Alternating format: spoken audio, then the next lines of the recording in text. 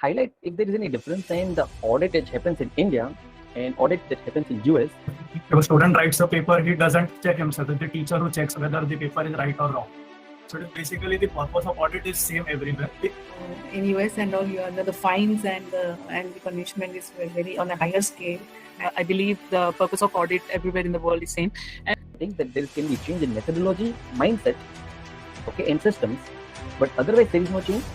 There is no change with respect to what you do in Indian audit, because as an auditing, our work is to express an opinion whether the financial statement is true or fair or not.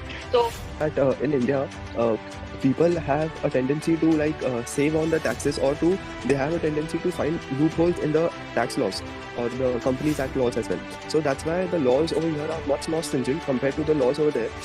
In US, they have the stringent fear of IRS. All the gaps also, when they're building, they're trying to align globally. That way, we don't see much differences. Right? So audit would remain 99% the same, except for few compliances based on the country to country. That auditing is a mindset. Okay, the methodology may be different, or the tools or the systems which might be using is different. The tools and system might be different. But what we do in a mid-size CA firm or a small firm where the partner himself does the audit, he is the intern, he is the associate, he is the assistant manager, he is the one who talks to the client and closes it. He is also doing the same thing. Okay, but the tool or the systems or the methodologies are different. How he does this out of his professional judgment, but the big four people at the intern level, associate or assistant manager level cannot have that professional judgment which a small size CA firm partner will have with their over 10 years of experience. So they develop methodologies and systems so that even an intern level person that takes the same decision which a partner at the 20 years experience will take, because they have defined the system and process. Auditors are the one who have either worked in mid-size CA firm or small firm partner, or it can be big four person or a mid-size CA firm experienced person from India who has done Indian auditing. They are as easily relocable overseas as anyone who has done offshoring practices, who know US GAAP and UK GAAP, because the only difference that they might have is that the methodology and systems which they have used in India are different, or what they've used in mid-size CA firm are different from what the big four does or the overseas does. So if you know the auditing well, if you know each financial statement area what needs to be audited, the way how you check it might be different. The how you decide whether you should be giving qualified opinion or not may be a little different, but this is what you used to do and this is what they used to do. The auditing is same. In the scoping, I need to decide what is the audit timing and length. Okay, how many people I need to involve, how I'm going to complete, how many hours is it going to take. So scoping questionnaire is generally in commercial sense, I would say, is to understand what kind of risk I'm playing with and what are the deliverables in the end which I need to give, and what are the efforts required and how much time do I think will be involved, because I need to map the resources, I need to budget, I need to decide how much fees I should be quoting, or if the fees is already quoted, to commensurate with the fees quoted, how many people of what level I should be putting in. Okay, so always people say, good auditors always say, start with the end in the mind. So this is starting with the end in the mind, that what is the scoping, what is the goal which I want to achieve. Like each trial balance item, they will put their own grouping, that whether it's revenue, whether it's other income, whether it's expenses, they will do the grouping, prepare a pivot of it for each financial statement area, like each subtitle in the financial statement, and upload it into the system. So the system will say, for this size of company, what all areas you should be focusing on and what all areas you may ignore. And then there may be few areas like say related party transactions, even if they are small size, on qualitative aspect, I will manually scope them in, but then the system helps. To question the management why it has changed, what are you expecting, what are your expectation about the year-end number. So they'll say, these 9 months were really bad because of the COVID, but now in the next 3 months, even though it is not busy season for us, we are expecting huge growth as good as 30%. So then I will extrapolate with their expectation, and when the year-end numbers will be given to me, I'll compare it with the management expected numbers with the actual number and find some risk in that.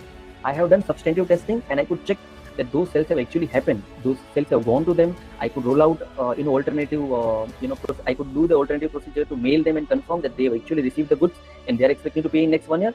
So what happens is, if I have a good comfort on debtors, it gives me good comfort automatically on the sales also, because that's part of the same cycle.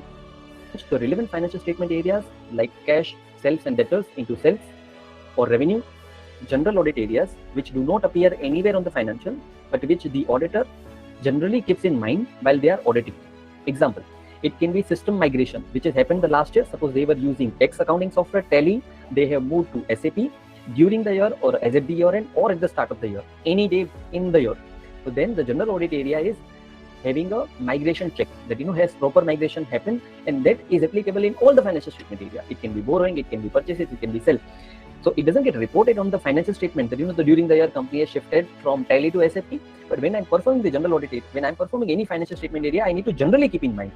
Second, general audit areas can be, it's a first year of audit. So the first year of audit, if it is, I need to do opening balance testing for each financial statement area, and I have to do for each financial statement area. So third can be, the company has been acquired by some other company. Say for migration, it can be obtain all the trial balance from the legacy system, from the old system and from the new system, recalculate on your own. Like the balance sheet numbers will move as it is, but the P&L number has to be combined, earlier plus new, and check with the final financial if it is matching or not. Then you verify whether proper change management control, the IT controls were followed. Whoever was importing the legacy trial balance into the new system, they have picked the right trial balance. So it's like developing some audit program on each general audit area also is required.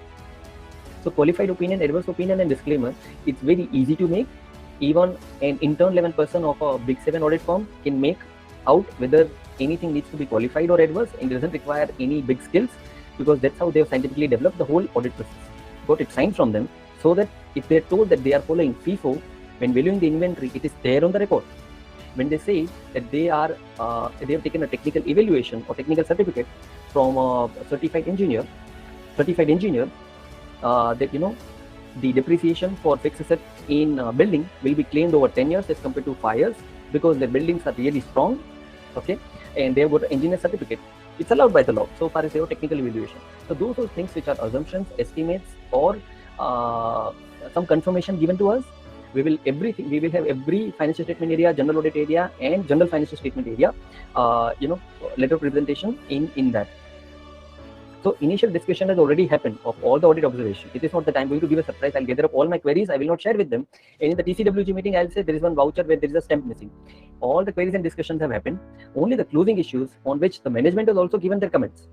The whole presentation will be shared, and wherein the partner, the head of audit, the head of ITGC from the audit side, head of direct tax from the audit side, head of direct tax, indirect tax, accounts, finance, everything, including managing director or executive director, whoever is decision maker or those charged with governance, from the client side, they will also be in the meeting, and the whole discussion will happen to arrive at a closing point. So this is a critical meeting where the presentation happens and then the sign off happens. Substantiate those things. Like if they say that this whole industry is growing by 30%, but they have always been market leader and they have a share, 70% share, and they expect to go 70% year on year. So then first we should be evaluating the industry data that they have mentioned. Secondly, understanding if the client is really a market leader. And third is, are there any plans in place to substantiate that they will be growing 70% year on year? Like already 6 months have passed from the year end. How much growth they have made as compared to last year? So you'll substantiate the whole assumptions and the forecast that the client is given. Second thing which people generally make mistake is, for going concern assumption not being affected, we have to substantiate from the date of the signing of the financial statement 1 year from there, and not from the year end date. So many times signing of the financial statement takes 6 months, 7 months. The PP will have obtaining the fixed asset register, which should have all the details of coding for each asset, the location, the condition, how they are in, like they are in good condition or bad condition, the quantity, cost, and what is the value currently. So proper fixed asset register will be obtained, wherein you will check the completeness and accuracy of the fixed asset register. And if there is any valuation required for any complex asset, you will perform the valuation.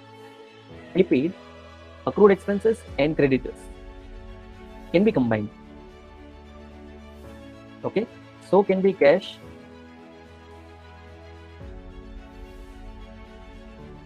bank borrowing can be combined, but then debtors and receivables.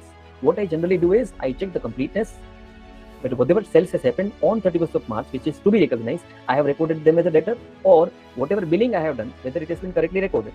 Same way, any receivables, do I have right to receive? It can be, suppose, GST refund, do I have right to receive? It can be some export benefit, do I have right to receive? It can be some other receivables from other companies, suppose I have given them a security deposit, do I have right to receive? It may be now, after 1 year, or after end of the tenure of the contract. But do I have a right to receive? If yes, then only it should be coming. So like completeness, accuracy, whether I have right to receive or do I have rights and obligation, do I control that asset? And is it properly presented or not? Apart from that, like whenever it is debtors and other recoverables, I will ensure its recoverability. So how generally we assess debtors in debtors recoverability is through three things. One is subsequent payment testing. I will actually see and go through after 6 months whether it has been received back or not. Secondly, if it is not received back, is the sales substantiated, or is there any substance to show that sales was real and it was authentic? So I will check the delivery of goods, customer acknowledgement, and if it is long time not receivable, then I will send out an email independently or ask the management to do it and get a confirmation that by when they are expecting to receive, if the existence testing, which is a confirmation testing, has failed. And third thing is I will download the financial statements of the company and see is the net worth eroded, or does the company have in as part of the defaulters list, are the directors part of the defaulters list? So this is all to check the recoverability. Same applies to other receivables. Whoever I have given deposits, if the company's name is Jet Airways, suppose if it in this Indian context, it is already gone and written off. Okay, so even if the agreement is there, I check that the payment was done. I send out the confirmation and Jet Airways confirm that was I have received and I will pay back. Then I should be checking the recoverability. Is Jet Airways going to pay me back? No, they are liquidated. They are not going to pay me back. So those recoverability testing is required. Other liability and other receivable will always have statutory dues in that. It can be receivable from the government or payable to government. It will have additional steps for compliance. So whether I have not proper compliance and I have recorded them as a receivable only after ensuring that I meet all the conditions which are mentioned in this statute, and whether those amounts which I am showing receivable is what government is also showing as payable. Similarly, for liabilities, whether I have done all the compliances, payment made on time, regularity of payments, the amount which has been shown as closing liability is accurately calculated as per the statute. So those are other conditions.